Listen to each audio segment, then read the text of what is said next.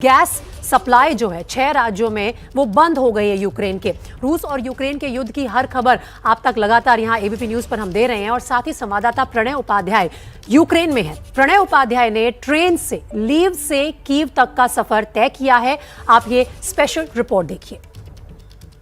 Ukraine में जंग के हालात नाजुक होते जा रहे हैं। इस वक्त हम ट्रेन में हैं और ये ट्रेन हमें यूक्रेन के पश्चिमी शहर लीव से कीव लेकर जा रही है।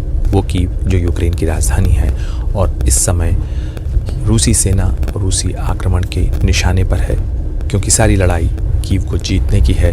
क्योंकि कीव सत्ता का केंद्र है जो रूस की इच्छा के खिलाफ, रूस की मर्जी के खिलाफ एक नई व्यवस्था बनाने की कोशिश कर रहा था और उसके खिलाफ ही एक सैन्य अभियान 24 फरवरी को रूसी राष्ट्रपति व्लादिमीर पुतिन ने लॉन्च किया।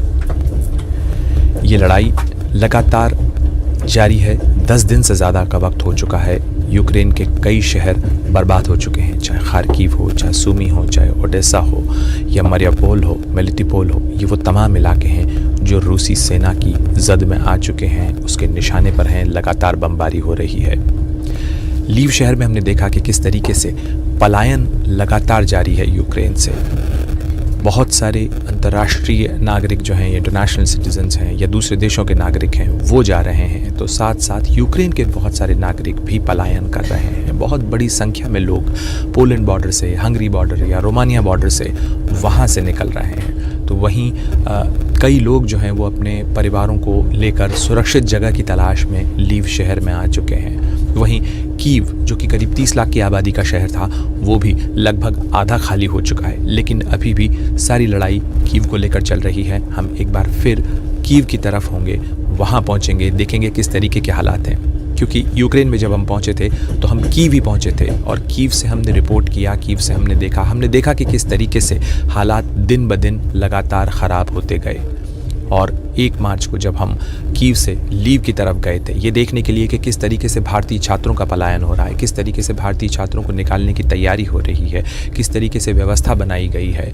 तो उसको रिपोर्ट करने के बाद, वहाँ के हालात देखने के बाद अब हम एक बार फिर वापस कीव पहुँच रहे हैं और देखेंगे कीव में कि किस तरीके के हालात अब बदल चुके हैं इन दिनों के भीतर। क्योंकि जो जानकारी मिल पा रही है उसके मुताबिक कीव की सड़कों पर अब रुकावटें हैं, मोर्चाबंदी है, सैनिक नाकेबंदी लगा दी गई है, वाहनों की आवाजाही नहीं है, लोग मेट्रो स्टेशंस में रह रहे हैं और कई लोग वहां से निकल कर जा चुके हैं अब तक। और लगभग एक जीता जागता शहर सुन्नाटे में, सुनसान में बदलता जा रहा है। लेकिन कोशिश है कि कीव को किसी तरीके से खड़ा रखा जाए, कीव का किला बचाया जा सके। तो हम रिपोर्ट करेंगे, देखेंगे कि किस तरीके से कीव के हालात हैं। और इस समय मैं आपको दिखाना चाहूँगा कि कुछ ऐसी तस्वीर इस समय यूक्रेन के इस सफ़र की है।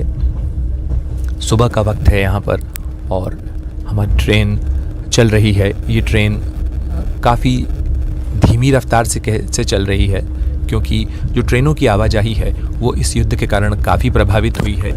और इस युद्ध के दौरान जब हम कीव से लीव की तरफ गए थे तो हमने देखा कि बहुत ज़्यादा भीड़ थी। इतनी भीड़ थी कि लोगों के लिए चढ़ना मुहाल था। हमें बड़ी मुश्किल से उस ट्रेन में खड़े रहने की जगह मिल पाई और 11 घंटे का सफ़र तय करके हम कीव से लीव पहुँचे थे।